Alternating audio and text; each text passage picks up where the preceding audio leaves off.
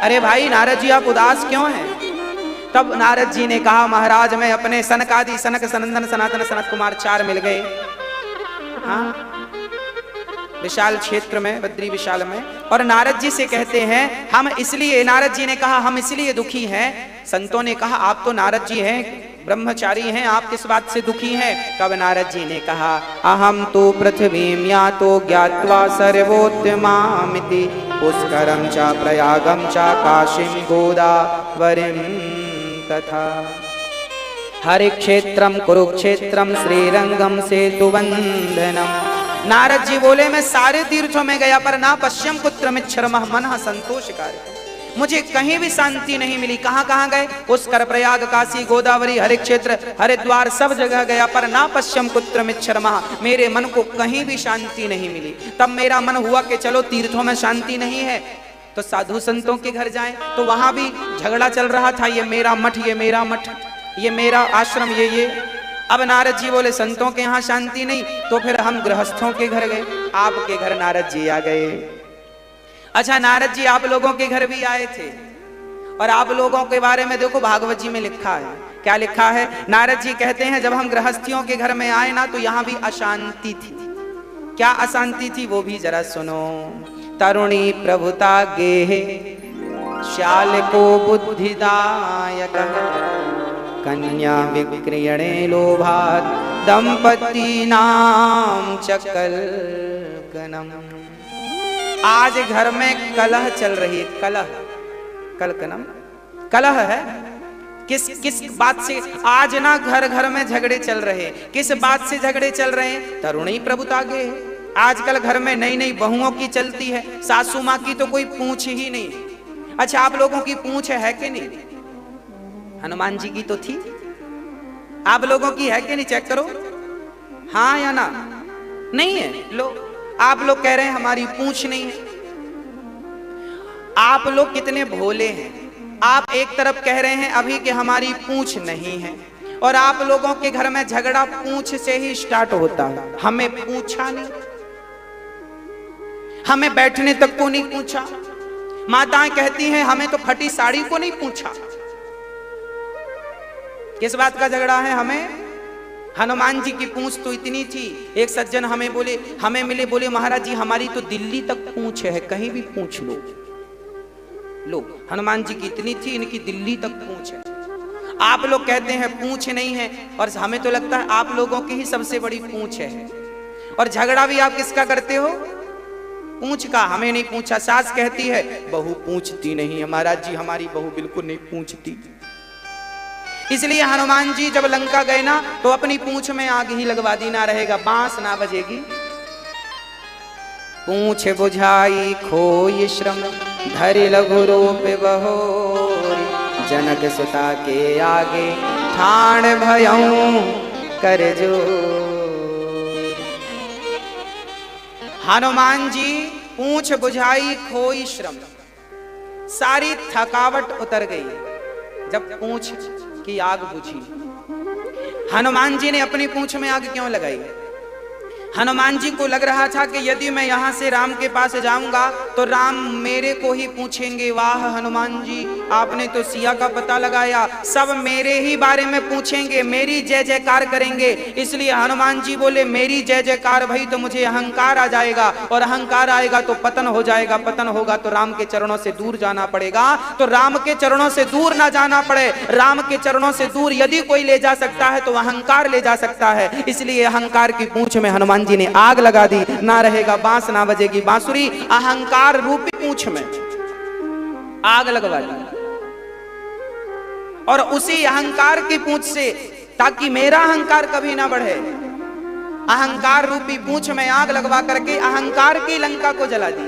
सोने में आग कभी नहीं लगती, याद रखिएगा। गोल्ड जो है आप पेट्रोल डालो आग लगाओ तो गोल्ड में आग नहीं लगती। अब प्रश्न ये खड़ा हुआ जब सोने में आग नहीं लगती तो रावण की लंका सोने की थी तो उस सोने में आग कैसे लग गई? हनुमान जी ने रावण की लंका नहीं जलाई, हनुमान जी ने तो रावण की लंका के प्रति रावण का जो अहंकार था उस अहंकार में आग लगाई। और दूसरी बात यह है कि भगवान जो करना चाहें कर सकते हैं। सोने में आग नहीं लगती ये हम जानते हैं, पर भगवान चाहें तो सोने को जला सकते हैं। अधिक ताप मिले तो सोने में भी आग लग, सोना भी पिघल जाता, पानी बन जाता। तो फिर हनुमान जी तो भगवान शंकर हैं, तो फिर वो उनके लिए असंभव नहीं था। पर कहने का भाव यही है कि रावण की लंका जो थी, वो लंका में जो अहंकार था, उस अहंकार को हनुमान जी ने जलाया है। आप भी अपने अहंकार को बचाइएगा, नहीं जलकर भस्म ना हो जाए। अहंकार मत आने दीजिएगा, बस अहंकार खतरनाक है। हनुमान जी आए, अब लोग उनकी जय, हनुमान जी आपने तो सिया का पता लगा लिया। हनुमान जी बोले हमारा कोई बल नहीं है, मेरा कोई बल नहीं है। राम जी ने कहा हनुमान जी आप तो लंका चले गए, आप तो बड़े बलवान हैं। हनुमान जी बोले राम जी अहंकार ना बढ़ाओ प्रभु, हम थोड़ी लंका गए हैं, फिर कैसे चले गए। बोले हमें तो एक जहाज मिल गया था। कौन सा जहाज? हमें तो आपका नाम मिल गया था।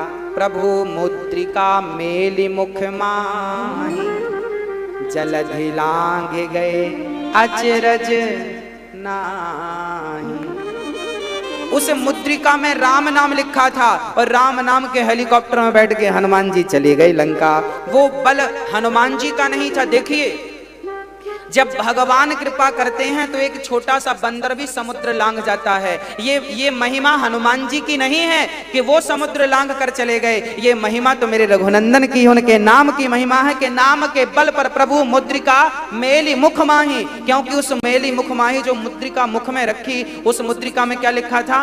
राम। और हनुमान जी जब गए थे तब भी भगवान का चिंतन करके गए थे। तो भगवान का चिंतन करके जब जाएं तो आपके लिए कुछ असंभव नहीं होता, आप भी समुद्र लांघ जाएंगे। तो राम जी ने कहा चलो फिर आए तब तो अपने बल से आए। बोले ना, गए थे आपके हेलीकॉप्टर में बैठ के, और वहां से माता जी ने चूड़ा मणि उतारे तब दयऊं, हरस समेत पवन सुत लयऊं। वहां से सीता माता के जहाज से बैठा आ गया, माता जी का चूड़ा मणि था उसके बल पर आ गया। हनुमान जी इतना बड़ा काम करते हैं, पर श्रेय अपने आप को नहीं, श्रेय सारा राम के चरणों में डाल देते हैं। यही भगवान, यही हनुमान जी की महानता। इसलिए जीवन में कोई भी अच्छा काम करना, कोई भी पुण्य करना, एक माला भी जपना, तो उसका सारा फल भगवान के चरणों में समर्पित कर देना। त्वदीयं वस्तु गोविंद तुभ्यमेव समर्पये। हे प्रभु आपके चरणों में जो भी पुण्य किया दास ने, आपके चरणों में समर्पित कर रहा है, स्वीकार करिए। हनुमान जी यही करते, जो भी करते हैं सब राम को सौंप देते हैं। अच्छा, अब यहां सासू मां कहती है पूछती, अब आप लोगों की पूछ है या नहीं? मैया आप तो कह रही थी हमारी बहू पूछती नहीं। झगड़ा पूछ का है, हमारी सास नहीं पूछती, हमारा पति नहीं पूछता, हमारी पत्नी नहीं पूछ। इसलिए आप लोग भी अपनी इस पूछ नाम की जो पूछ जैसी जो अहंकार की वृत्ति है ये समाप्त कर दीजिएगा। हाँ, तरुणी प्रभुता गेहे श्याल को बुद्धिदायक। आज के बच्चे अपने बड़े बुजुर्गों का सम्मान नहीं करते। आज की संतान अपने बड़े बुजुर्गों का आदर नहीं करती, ये गलत बात है। बड़ों का सम्मान जरूर करना चाहिए, बड़ों का आदर जरूर करना चाहिए। हाँ जी, अपनी माँ का, अपने पिता का, अपनी सास का, अपने ससुर का सम्मान इसलिए करना चाहिए क्योंकि आज वो बुजुर्ग हैं, कल आप होंगे। आज आप उनकी तरफ नहीं देखेंगे तो कल आपकी तरफ कौन देखेगा? आज आप उनका सहारा नहीं बनेंगे तो कल आपका सहारा कौन बनेगा? क्योंकि भगवान इस संसार में वही देते हैं जो आप दूसरों को देते हैं।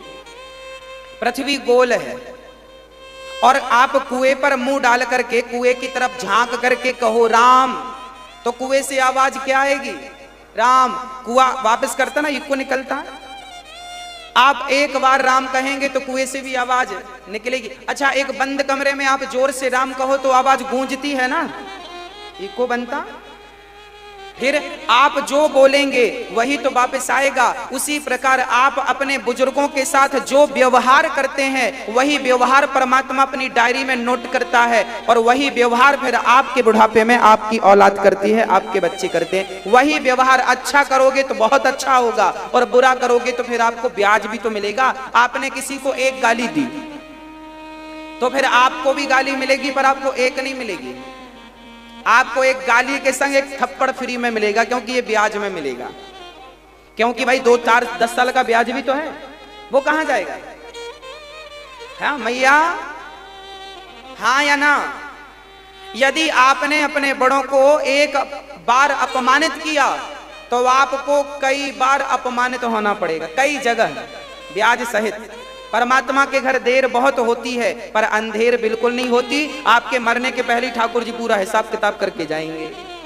आपको इन्हीं आंखों से देखना पड़ेगा, और आप जब भोगने लगेंगे ना तब आपको पता चलेगा मैंने, अब फिर आपको पूरा समझ में आएगा मैंने ये पाप किया था, इसकी सजा मुझे ये, फिर आपको अपने में मजा आएगा, हाँ मेरे ही मिल रहा है, मेरे ही मिल रहा है, मेरे। फिर आप किसी से कुछ नहीं कहेंगे, आपको पता है कि अपने राम ने किया तो भोगो। कौन भोगेगा? हाँ कौन भोगेगा? जैसी करनी वैसी भरनी, आज की अगल पाएगा, चढ़ता सूरज धीरे धीरे ढलता है, ढल जाएगा। जैसे को तैसा। इसलिए मेरी मां, आप किसी के संग गलत ना कीजिएगा, अपने माँ बाप की सेवा कीजिएगा। एक बार मैंने बहुत पहले एक वीडियो देखा था, एक सासू माँ थी। वो सासू माँ बहुत बुजुर्ग हो गई थी, 80 साल की रही होगी। खटिया पर पड़ी थी, उसका बेटा सेवा करता था, माँ को नहलाता, माँ बिस्तर में पड़ गई तो माँ को नहलाता, माँ की सेवा करता। देखिए भगवान करे कोई बिस्तर में ना पड़ जाए, पर कोई पड़ जाए ना तो फिर आप घृणा ना किया करो, हरे राम राम राम, मलमूत्र बिस्तर पे कर रहा है। अरे भाई सोचो, आपको साफ करने में इतना कष्ट होता है तो उस बूढ़े पर क्या गुजरती होगी जो मजबूरन बिस्तर पे ही मलमूत्र त्याग रहा है।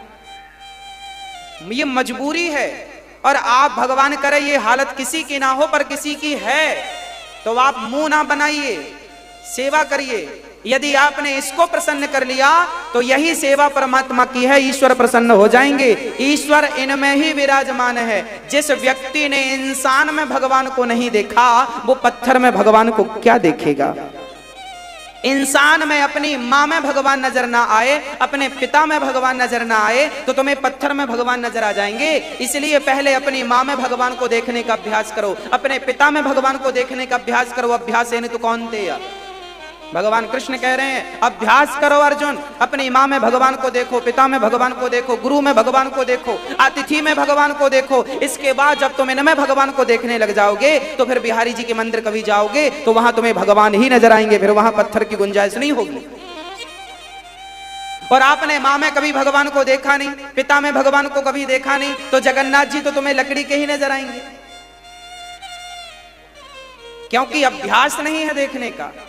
इसलिए सबसे पहले अपने घर पे अपनी माँ को भगवान की दृष्टि से, ये भगवान है, ये मैं नहीं कह रहा हूं, शास्त्र कह रहे हैं। और शास्त्र ही नहीं, चलो शास्त्रों की बात ठीक है, अरे भगवान राम भी एक माँ से संतुष्ट नहीं हुए, 2 माँ से संतुष्ट नहीं हुए, इसलिए 3 माँओं का प्यार लूटा।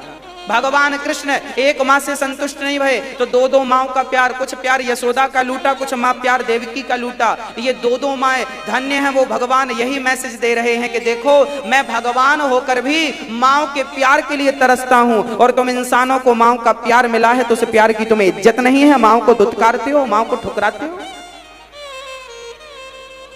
हाँ, माँ चलती फिरती भगवान है। कभी तुम्हारे सामने भगवान खड़े होंगे तो भगवान की शकल वैसी ही होगी जैसे तुम्हारी माँ की शकल है। माँ की छवि और भगवान की छवि एक होती है, क्योंकि ये 2 हैं ही नहीं। इसलिए कहता हूं अपनी अपनी माँओं का सम्मान किया करो, अपनी अपनी माँओं का आदर किया करो। बुढ़ापे में माँ बाप कोई बात कह दें, गाली दे दें, अरे बुढ़ापे में आदमी चिड़चिड़ा हो जाता है, ये सबके साथ होता है। मैं भी बुढ़ा होऊंगा तो मैं भी चिड़चिड़ा हो जाऊंगा, आप भी बुढ़े होंगे आप भी चिड़चिड़े हो जाएंगे, ये बुढ़ापे का स्वभाव है।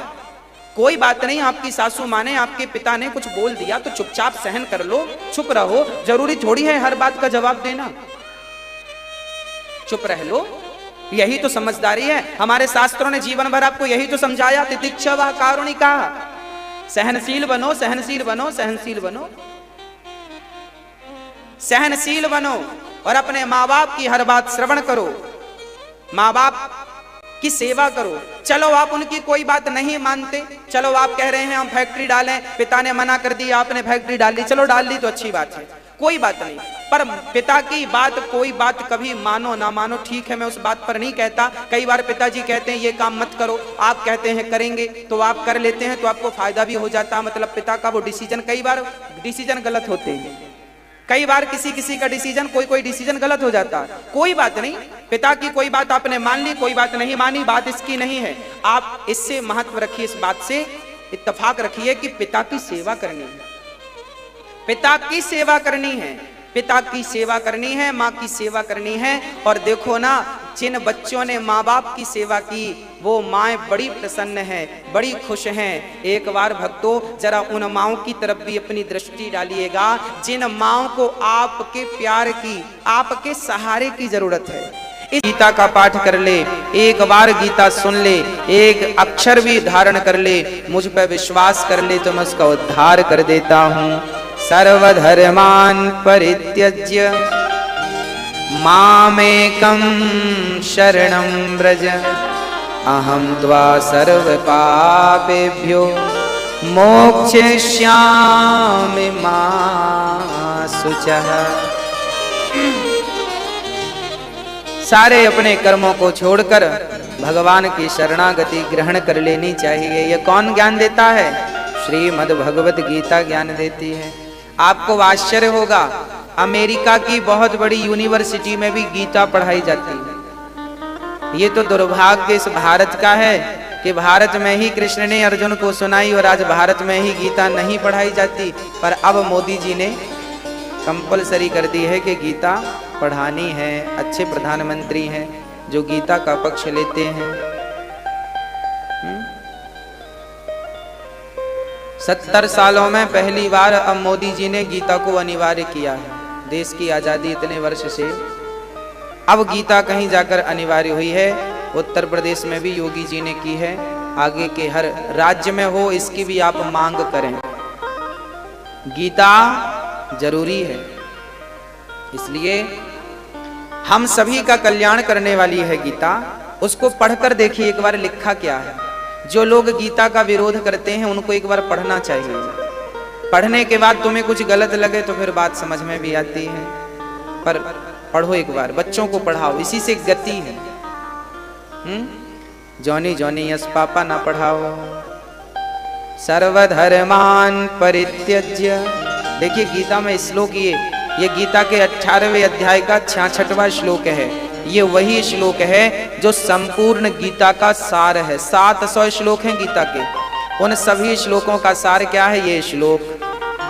ये श्लोक गीता के 18वें अध्याय के 66वें श्लोक में आपको मिल जाएगा, याद कर लीजिए। सर्वधर्मान् परित्यज्य मामेकं शरणं व्रज, अहं त्वा सर्वपापेभ्यो मोक्षयिष्यामि मा शुचः। इसी का पाठ कर लो, और कुछ ना आवे तो इसी का बार बार पाठ करो। सर्वधर्मान् परित्यज्य मामेकं शरणं व्रज, अहं त्वा सर्व। इसका अर्थ क्या है? भगवान कृष्ण अर्जुन से कहते हैं, हे अर्जुन, तू सारे धर्मों को छोड़, सारी बातों को छोड़ और मेरी शरण में आ जा। मामेकं शरणं व्रज, मेरी शरण में आ। यदि मेरी शरण में आया तो क्या करूंगा?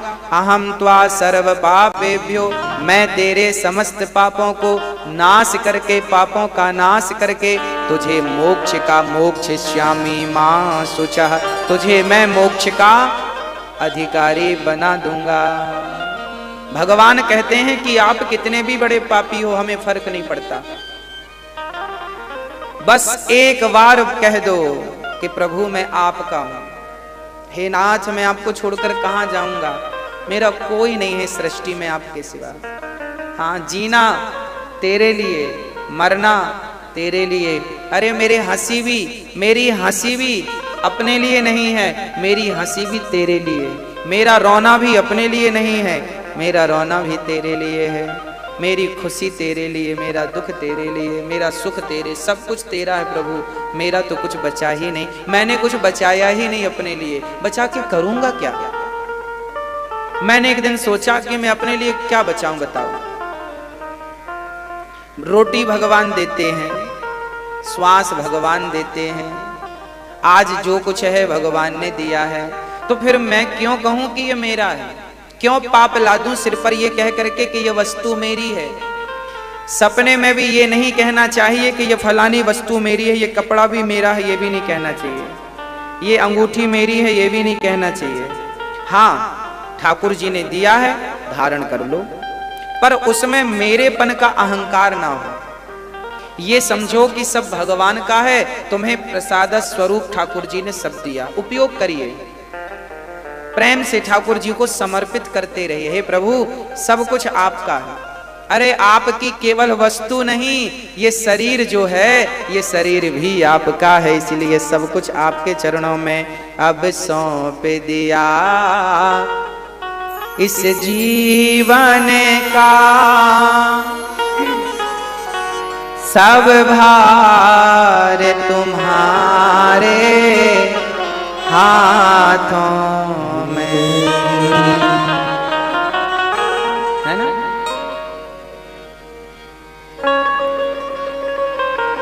जो जग में रहूं तो ऐसा रहूं, जो जग में रहूं तो ऐसा रहूं, जैसे जल में कमल का फूल रहे। मेरे सब गुण दोष समर्पित हो भगवान तुम्हारे चरणों में। अब सौंप दिया इस जीवन का सब भार तुम्हारे हाथों में।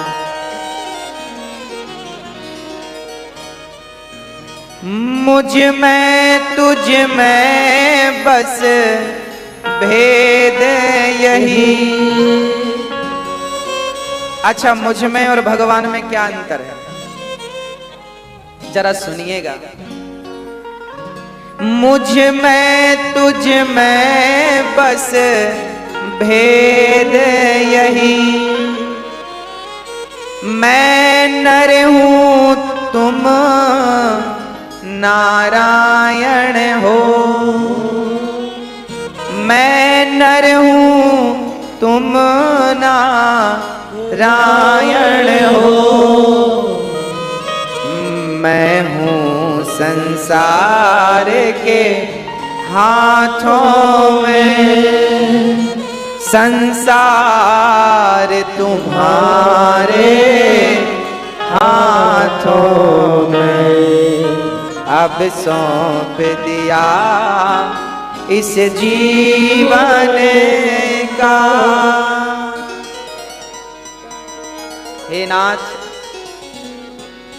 आप में और हम में सिर्फ इतना अंतर है कि हम नर हैं, आप नारायण हैं। अंतर केवल इतना है कि हम संसार के हाथों में हैं और संसार आपके हाथों में। इसलिए ठाकुर जी से बस यही प्रार्थना करो कि हे नाथ, मैं आपको कभी भी भूलूं नहीं। श्री वेद व्यास जी महाराज ने बड़ी अद्भुत बात कही है। भागवत जी की महिमा महात्म्य 6 अध्यायों में कहा है ना। भागवत जी का महात्म्य 6 अध्यायों में है। भागवत जी में 365 अध्याय, 335 अध्याय। 12 स्कंध और 18,000 श्लोक हैं। बड़ी अद्भुत चर्चा भागवत जी में है। व्यास जी महाराज लिख रहे हैं, सच्चिदानंद रूपाय विश्वोत्पत्त्यादि हेतवे तापत्रय विनाशाय श्री कृष्णाय वयं नुमः।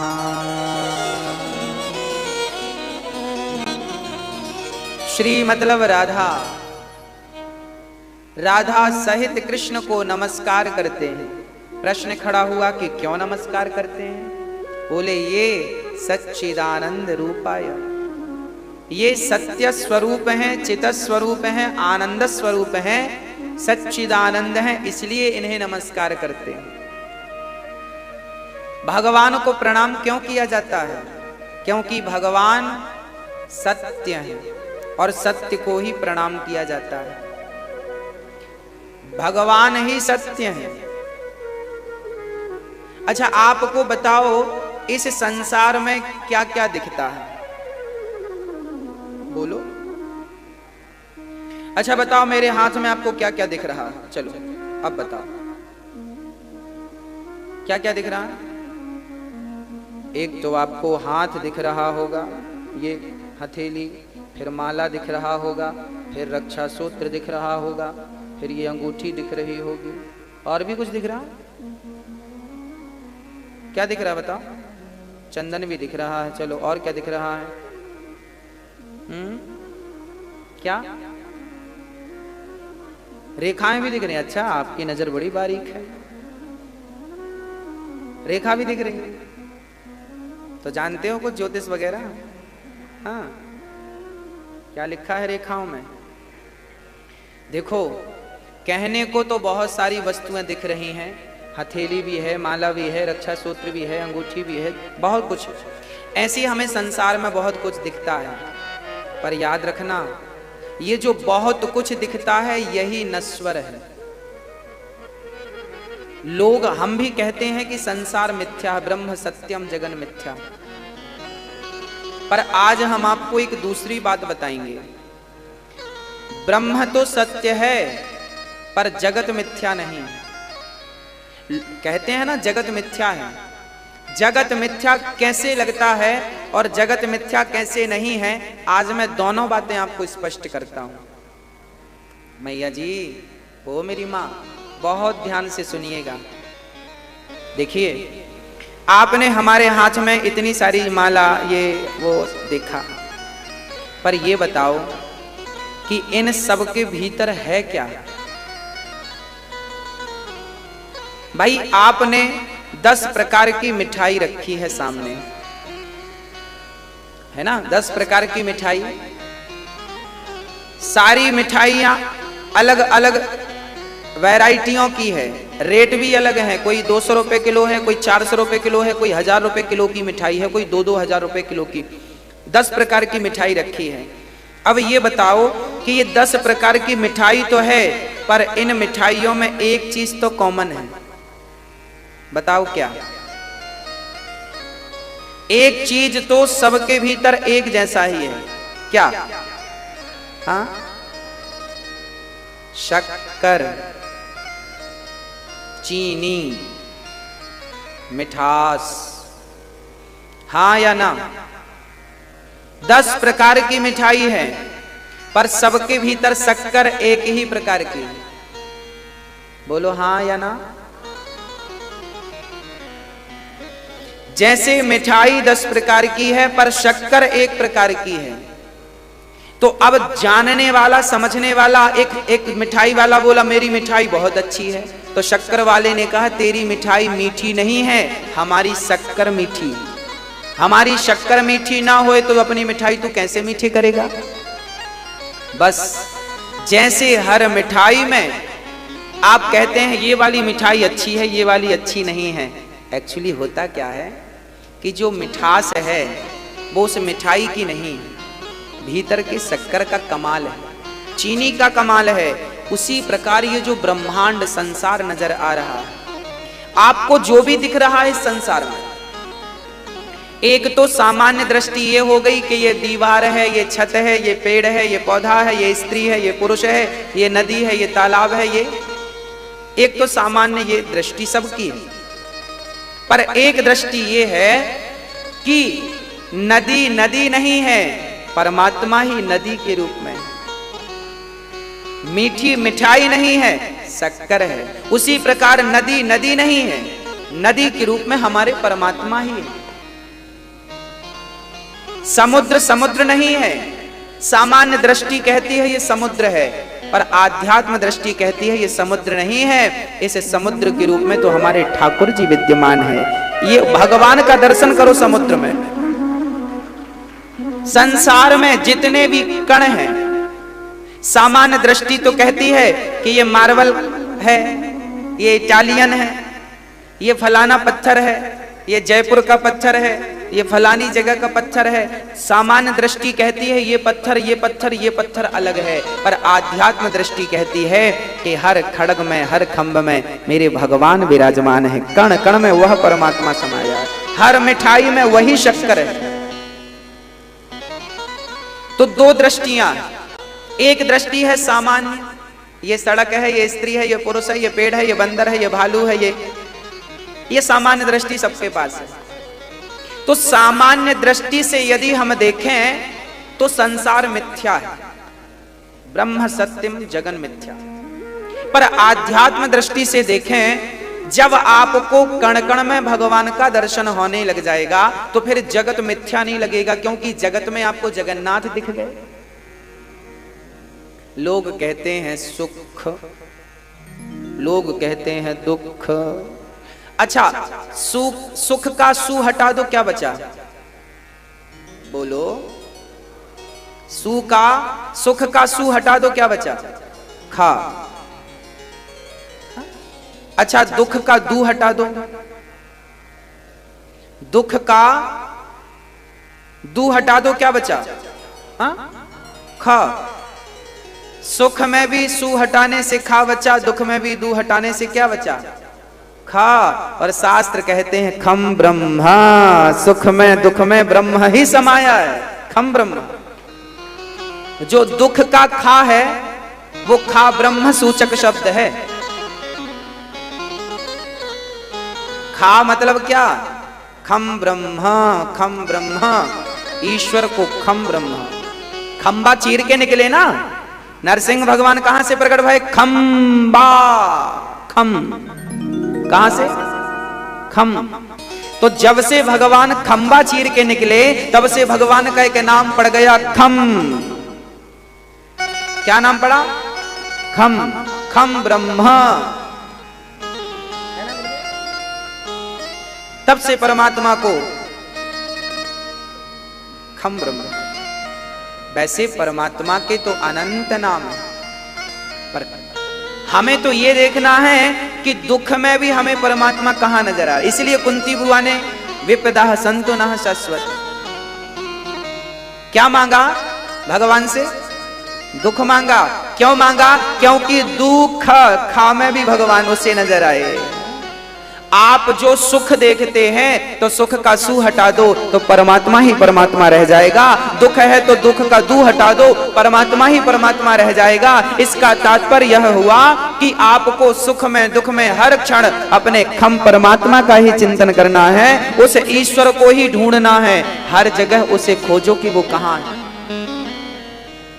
का मतलब कृष्ण, खा मतलब कृष्ण, गा मतलब कृष्ण, का खा गा, खा मतलब कृष्ण। हमारे तो वामन अक्षर का अर्थ ही कृष्ण है। हमारे तो वामन अक्षर का A for Ram, A for Ram, B for B Ram, C for B Ram, D for B Ram, सब फॉर राम। हम तो राम ही पढ़ते हैं, राम ही सुनते हैं, क्योंकि काम ही राम से है। इसलिए संत कहते हैं कि नाता एक राम जी से, दूजा नाता तोड़ दे। आशा एक राम जी की, दूजी आशा छोड़ दे। उस एक परमात्मा के लिए उसे कहते हैं सच्चिदानंद ब्रह्म सत्य, इसलिए कहा है सत ईश्वर सत्य है। शंकर जी भी कह रहे हैं उमा कहूँ मैं अनुभव अपना, सत हरि भजन जगत सब सपना। एक बार राजा जनक ने अष्टावक्र जी से कहा ये बताओ, अच्छा राजा जनक ने एक सपना देखा। सपना कैसा? सपने में उन्होंने देखा कि वो बहुत दिन से भूखे थे और आज बहुत दिनों बाद उन्हें कहीं खिचड़ी मिली तो दौना में रखकर वो खिचड़ी खा रहे थे। खिचड़ी कहो या खीर कहो, कुछ भी मिला प्रसाद, वो खा रहे थे। वो खाने को बैठे थे तभी कुत्ता आया और कुत्ता वो दौना मुंह में दबा के भागा। अब सपने में राजा जनक उस कुत्ते के पीछे पड़ गए। भैया बहुत दिनों बाद मिला है भोजन, तुम ही खा लोगे, हम क्या खाएंगे। कुत्ते ने दौना चाट लिया। तो फिर सपना देखते हैं जनक जी कि कुत्ते के चाटने के बाद कुछ दाना बच गया तो ये चाटने लग गए। तभी इनकी नींद खुल गई और जब नींद खुली तो राजा जनक सोने के महलों में थे। अब अष्टावक्र जी से प्रश्न किया कि ये बताओ कि सपने में हमने जो देखा वो सत्य था या जागृत अवस्था में ये जो हमारा माल खजाना है, राज्य वैभव है, ये सत्य है। अब बताओ आप क्या सत्य था? स्वप्न में जो देखा वो सच था या आंख खुलने के बाद जो देखा वो सत्य है? वो ऑलरेडी राजा थे, बहुत बड़े राजा जिनके पास सब कुछ था, पर सपने में देखा कि कुत्ते की दौना चाट रहे हैं, भूख से तड़प रहे हैं, खाने को रोटी नहीं, बड़े गरीब हैं, पहनने को कपड़ा नहीं।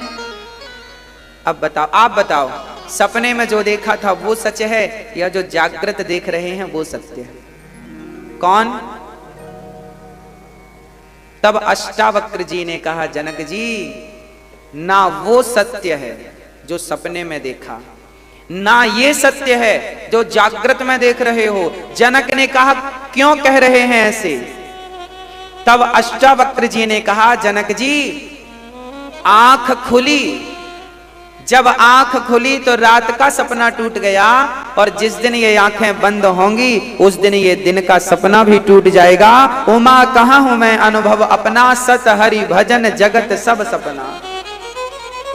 बस मेरी माँ आंख बंद होने की देर है, आंख बंद होएंगी तो सपना टूट जाएगा।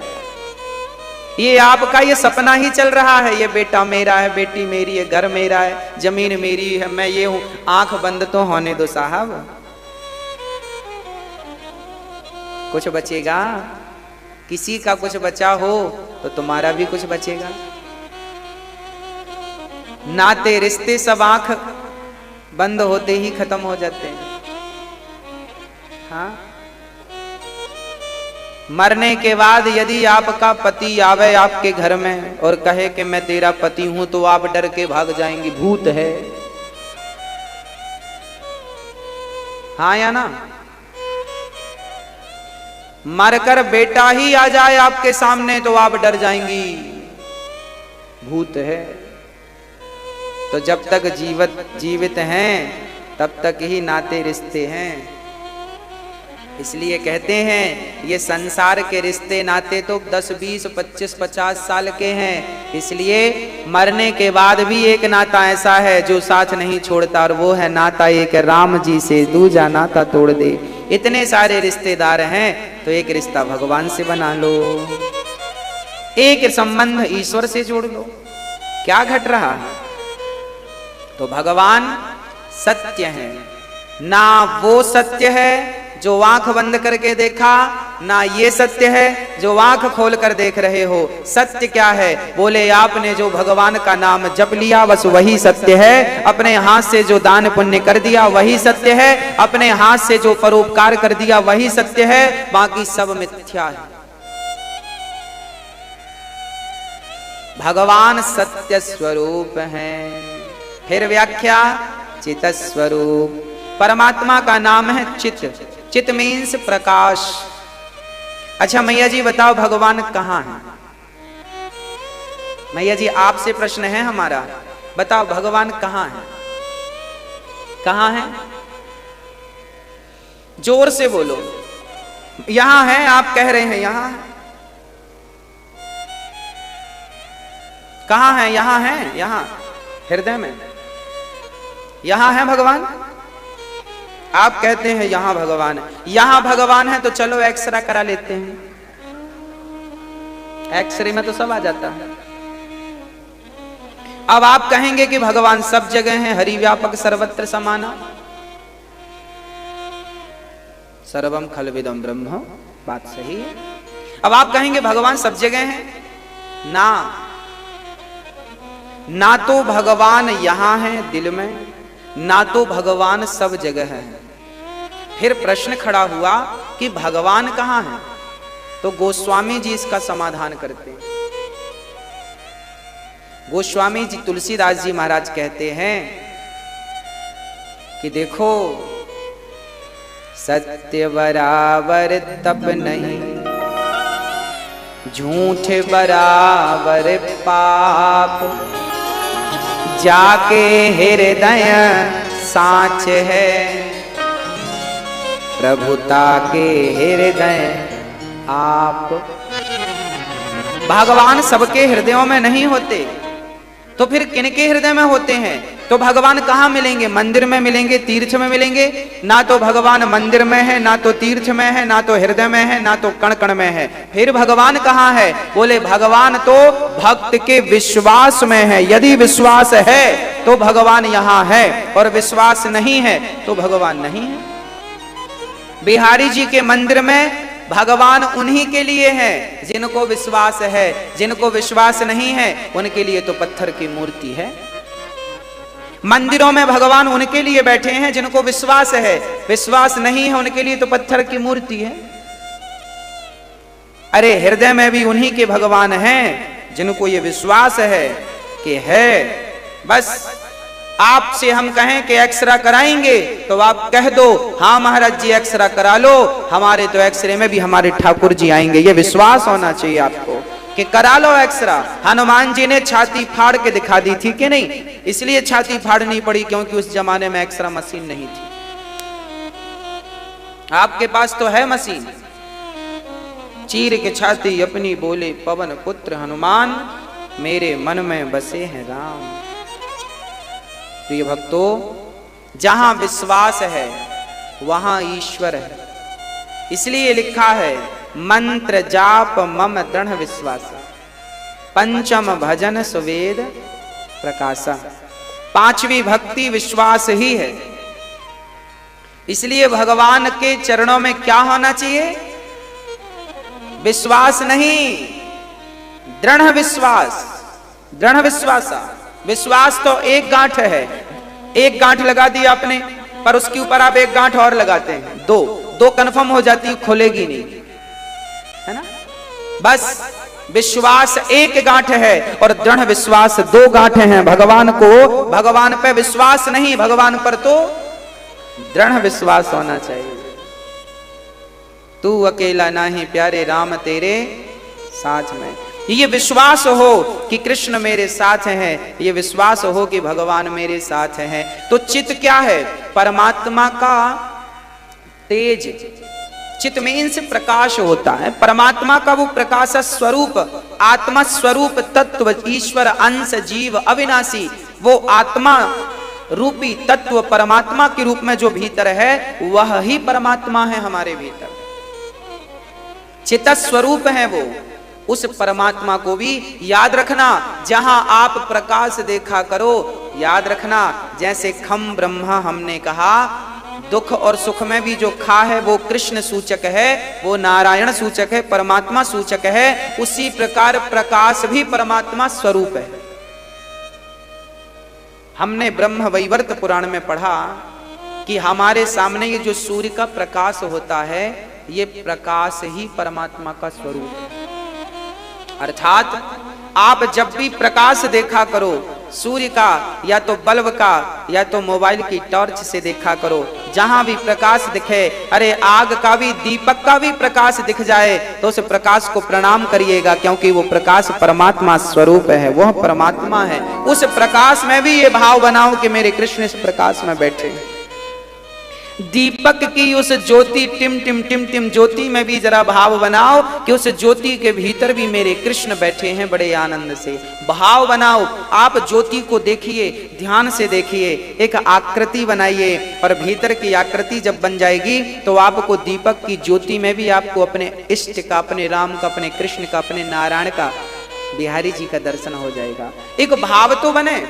अच्छा, आपने देखा होगा जब दीपक जलता है तो बाती को देखना, दीपक तो, आग तो पीली सी दिखती है या भगवा कलर की दिखती है, पर वो जो बत्ती होती है ना वो काली ही दिखती है, हाँ या ना।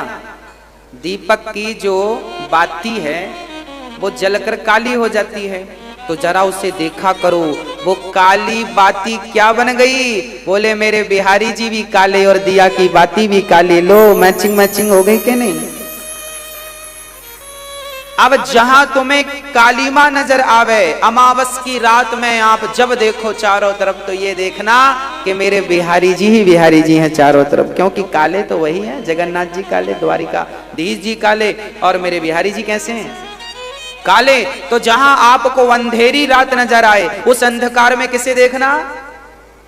बिहारी जी को। ये बिहारी जी, दीपक की उस कालीमा में बिहारी जी को देख लो, सूर्य की उस लालिमा में बिहारी जी को देख लो। अरे भाई, कहने का तात्पर्य यह है कि आपकी दृष्टि जहां जाए, जब जाए, जैसे जाए, बस वो बिहारी जी को ढूंढती रहे।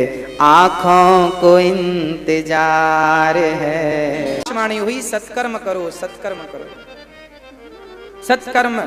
नारद जी ने पूछा, आप बताइए सत्कर्म क्या है? तब सनकादियों ने कहा, सत्कर्म सूचको नूनम ज्ञान यज्ञ स्मृतो बुधये।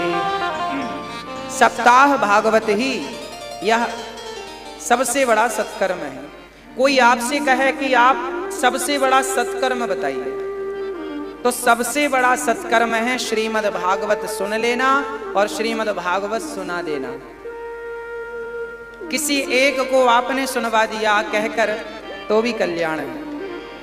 हरिद्वार के पावन धरा पर कथा प्रारंभ हुई, सनकादियों ने कथा सुनाई, सदा सेव्या सदा सेव्या। उस कथा में दूर दूर से लोग आए, श्रीमद् भागवती कथा। नारद जी कहने लगे, सनकादियों ने कहा, सदा सेव्या भागवत एक बार, दो बार, तीन बार नहीं, कब तक श्रवण करें? बोले राम नाम रटते रहो, राम राम रटते रहो। कब तक रटे? जब तक घट में प्राण, कभी तो दीन दयाल के भनक पड़ेगी कान। तब तक भगवान का नाम जपो, जब तक उनके कानों में सुनाई ना पड़ जाए, जब तक वो आकर खड़े ना हो जाए, तब तक जपते रहो। तो भगवान की कथा भी कब तक सुननी चाहिए? जब तक स्वयं बिहारी जी, अपने बिहारी जी गोविंद अपने हृदय से ना लगाने के लिए खड़े हो जाएं, तब तक कथा सुनते रहो। आप कुछ मत करो, कथा सुनते रहो, तो कथा ही आपको भगवान तक पहुंचा देगी। कथा भगवान तक पहुंचाने की सामर्थ्यता रखती है। आपसे कोई यज्ञ जप तप नियम साधन नहीं आया तो कोई बात नहीं, केवल नाम, केवल कथा ही पर्याप्त है। प्रिय भक्तों, भगवान का नाम बड़ा अद्भुत है। भक्ति महारानी प्रकट होकर नृत्य करने लगी। भक्ति सुतौ तौ तरुणौ गृहीत्वा प्रेमैक रूपा सहसा विरासे। श्री कृष्ण गोविंद हरे मुरारी, नाथेति नामानि मुहुर्वदन्ति। श्री कृष्ण गोविंद हरे मुरारी का कीर्तन करते हुए भक्ति वृंदावन से संकल्पित भागवत हुई। भक्ति के दुख दूर करने के लिए आप अपने घर में बैठे हैं और आपके नाम से यदि यहाँ पर कोई पुण्य अनुष्ठान हो जाए भागवत का, तो उसका पूरा फल आपको घर बैठे प्राप्त होगा। ये बात भागवत जी में लिखी है। भक्ति वृंदावन थी और कथा हरिद्वार हुई, और कथा के संकल्प मात्र से उनका दुख शुश्रूषुभिस्तक्षणात्। जिस समय भगवान की कथा सुनने का, नाम जपने का संकल्प उठता है, उसी क्षण भगवान प्रकट हो जाते हैं हृदय में और समस्त दुखों को समाप्त कर देते हैं। आज भक्ति महारानी ताता थैया करके नाचने लगी, बड़ा प्रेम उमड़ा, बड़ा भाव। भक्ति ने कहा कहां जाएं? बोले जहां ये भक्त हैं बस वहां चले जाओ, जहां ये भक्त हैं बस वहां चले जाइए। ये भक्तों के हृदय में जाकर के आप बैठ जाइए। भक्तों के हृदय में जाकर भक्ति महारानी बैठ गई और बड़े प्रेम से नारद जी ने एक प्रश्न किया कि महाराज ये बताएं कैसे कैसे पापी भागवत से मुक्त हो सकते हैं? ये मानव, क्या कोई पापी भागवत सुन के तर जाएगा? संतों ने कहा हाँ। ये मानव पाप कृतस्तु सर्वदा सदा दुराचारिरता विमार्गिगा। कितना भी बड़ा पापी हो, इसका एग्जाम्पल धुंधकारी है। आत्मदेव जी के पुत्र का नाम धुंधकारी, इनकी धुंधली की बहन का पुत्र है, गोद ले लिया है, बड़ा दुष्ट है, पिता को मारता है। तब इनके गाय को फल खिलाने से एक बच्चा हुआ था, गौकर्ण जी, उन्होंने अपने पिता को दिव्य ज्ञान दिया। देहे स्थिमान सिरुधिरे विमतिम त्यजत्वम जाया सुतादिषु सदा ममतां विमुञ्च। देहे स्थिमान सिरुधिरे, ये शरीर तो हड्डी मांस का एक केवल स्ट्रक्चर है। आप ये समझिएगा, गौकर्ण जी कहते हैं पिताश्री इस झूठे तन में मन ना लगाइएगा, मन भगवान में लगे तो कल्याण हो। गौकर्ण जी के ज्ञान से आत्मदेव जी की परम गति हुई, परम सदगति को भागवत जी के 10वें स्कंद का पाठ करके आपकी सदगति हुई, आपका कल्याण हुआ और बड़े प्रेम से आप निज धाम को गए। धुंधली को मारा, मां कुएं में कूद कर मर गई। धुंधकारी वैश्याओं को लाकर रखा, 5 स्त्रियों के संग रहा, 5 ने गला दबाकर इसे मारा और 5 के मारने से ये मर गया। अंगार इसके मुंह में डाले, प्रेत बना। जो अपने माता पिता को सताता है वो निश्चित प्रेत योनि को प्राप्त करता है। इसलिए माँ बाप की सेवा करनी चाहिए। हाँ, माँ बाप की सेवा करें तो कल्याण हो। आप लोग भी जिन्होंने पोथी बिछाई हैं, आप अपने घर से ही भागवत सुन रहे हैं और आपका संकल्प जो यहाँ हुआ आज और कल, बीते हुए कल में जो संकल्प हुआ आपका और आज में, वो संकल्प मात्र से आपका वो सारा पुण्य जो यहाँ भागवत जी का प्राप्त होगा वो आपको प्राप्त हो जाएगा, आपकी उससे रक्षा होगी।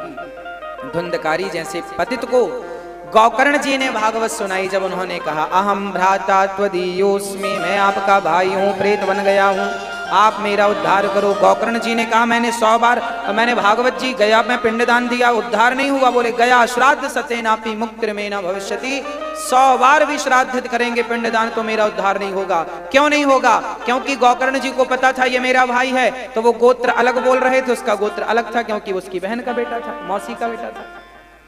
चलिए, धुंधकारी को भागवत श्रवण कराई गई। बड़े प्रेम से भागवत श्रवण करते ही बांस की गांठ में जाकर बैठा। पहले दिन की कथा हुई धुंधकारी कि बांस की प्रथम ग्रंथि खुली, फिर द्वितीय, फिर तृतीय। 7 दिन की कथा से सप्त ग्रंथि खुल गई और भगवान के निज धाम को चले गए। दिव्य शरीर प्राप्त करके भागवत सुन करके विमान पर बैठ करके धुंधकारी परम धाम को चले गए। गौकर्ण जी ने कहा भैया जाते जाते कुछ तो बोल। तब गौकर्ण जी से जाते जाते धुंधकारी ने कहा भैया जैसे सवेरे का खाया हुआ अन्न शाम के लिए खराब हो जाता है, उसी अन्न से, उसी रस से बना हुआ ये शरीर कितने दिनों का है, इसलिए शरीर पर विश्वास ना करते हुए भगवान पर विश्वास करो। ये शरीर कभी भी आपका साथ छोड़ सकता है, इसलिए भगवान में लग जाओ। कल का भरोसा नहीं कि कल होगा कि नहीं। धुंधकारी के जाने पर गौकर्ण जी ने फिर भागवत सुनाई। फिर सब वहां के लोग परम धाम को प्राप्त करते हैं। गौकर्ण जी को भगवान ने हृदय से लगाया। सब बड़े प्रेम से कीर्तन करने लगे। प्रहलाद जी नाचने लगे, नारद जी वीणा बजाने लगे, भागवत की महिमा का गुणगान करने लगे। इन्हीं शब्दों के साथ भागवत जी में बिहारी जी का प्राकट्य हुआ। आइए चलते हैं दर्शन की ओर।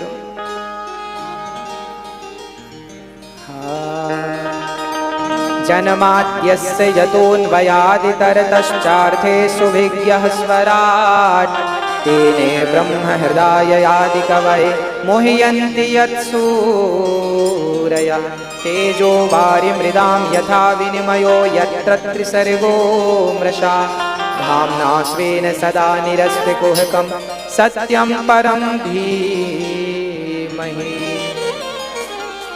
कुंती बुआ ने भगवान से दुख मांगा। राजा परीक्षित को 7 दिन में मरने का श्राप लगा। जिस व्यक्ति को 7 दिन में मरना हो उसे क्या करना चाहिए? इन प्रश्नों का उत्तर कल सुनेंगे 2:30 बजे से 6 बजे तक। ये कथा YouTube पर भी चल रही है और आज हम आपके प्रश्नों का उत्तर लेकर के आपके YouTube पर, मोबाइल पर, YouTube पर अनिरुद्धाचार्य जी डालिएगा। ठीक 7:30 बजे हम आपको आपके प्रश्नों का उत्तर देने आएंगे। आप कोई भी प्रश्न हमसे कर सकते हैं डायरेक्ट 7:30 बजे आज रात्रि को, रोज 7:30 बजे YouTube पर अनिरुद्धाचार्य जी डालिए, आपको दर्शन लाभ प्राप्त होगा। प्रश्नों के उत्तर आपको प्राप्त होंगे। बोलिए बांके बिहारी लाल की जय। जब राजा परीक्षित को 7 दिन का श्राप लगा तो सुखदेव भगवान का आगमन हुआ। तत्र भवत भगवान व्यासपुत्रो। राजा परीक्षित ने पूजन किया और प्रश्न किया कि मरने वाले व्यक्ति को क्या करना चाहिए।